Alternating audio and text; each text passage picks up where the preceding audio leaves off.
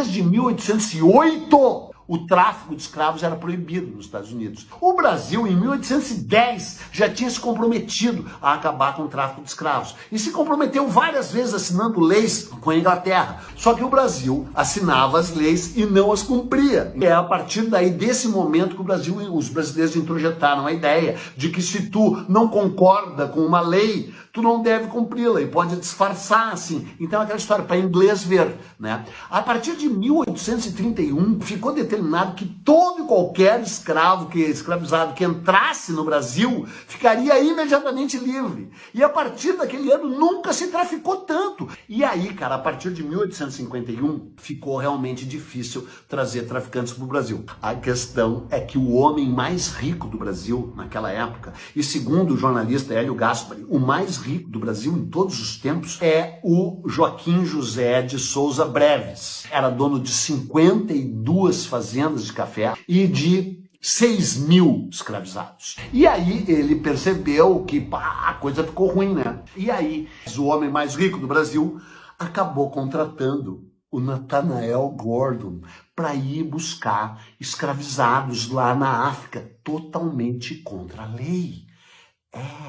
E é o mais louco, porque esse Nathanael vinha voltando de São Francisco e chegou no Rio de Janeiro carregado de peles de animais, né? Encontrou em Angra dos Reis esse Joaquim José Breves e o cara disse pra ele: bah, meu chapa, aqui ó, para de transportar pele de animais, vamos transportar animais humanos. E o cara roubou o navio dos caras que tinham contratado ele, e com esse navio foi lá buscar escravos para esse Joaquim Souza Breves. Tá. E voltou para entregar esses caras ali em Angra dos Reis. E aí, meu chapa, largou os escravizados ali, incendiou o navio. Agora tu imagina quanto é que eram os lucros dessas expedições escravistas, ao ponto de tu poder queimar o navio depois de fazer a viagem. O navio valia uma fortuna, era um brig, né? E nos Estados Unidos ele continuou praticando o tráfico de escravos. Só que lá, meu chapa, o buraco é mais embaixo. É pego e capturado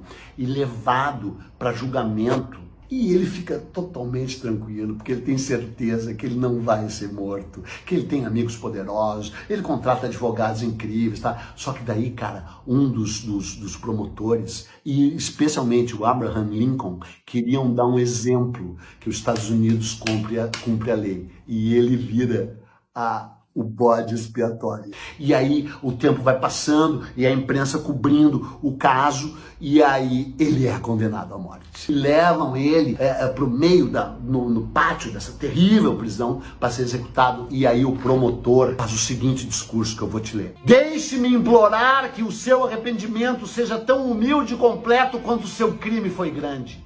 Não tente esconder essa enormidade de si mesmo. Pense na crueldade e maldade de capturar quase 1.000 seres humanos que nunca lhe fizeram mal algum e jogá-los sob o convés de um pequeno navio, sob um sol tropical escaldante, para morrer de doença ou sufocamento, ou então serem transportados para terras distantes e condenados, eles e seus descendentes, a um destino ainda mais cruel do que a morte. Pense nos sofrimentos dos seres infelizes que você amontoou sob o convés do Eire. Pense na agonia e no terror impotentes deles quando você os arrancou de sua terra natal, e especialmente de suas misérias na hora de sua captura. Lembre-se que você não demonstrou misericórdia a ninguém, levando consigo não apenas pessoas do teu próprio sexo, mas mulheres e crianças indefesas. E não se iluda, pensando que por pertencerem a uma raça diferente da sua culpa será diminuída. Ao invés disso, tema que na verdade ela seja aumentada. Como você logo estará na presença daquele Deus, que é o Deus do homem negro, assim como é o Deus do homem branco, saberá que ele não faz distinção entre as pessoas. Portanto, não se entregue a um só momento ao pensamento de que ele vê com indiferença o choro do mais humilde dos seus filhos. E não imagine, porque outros compartilharam desta culpa, desse empreendimento com você, o seu pecado seria assim diminuído. Não, pelo contrário, lembre-se da terrível advertência da Bíblia.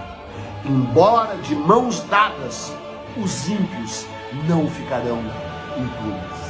Ao passo que no Brasil, nenhum desses traficantes fora da lei, nenhum desses caras responsáveis pelo tráfico de 5 milhões de africanos que construíram o fulgor do açúcar, do café e do ouro no Brasil, nenhum deles jamais foi punido. Pelo contrário, eles viraram senadores, eles viraram grandes fazendeiros, eles viraram chefes de província, eles criaram a bancada ruralista do Congresso.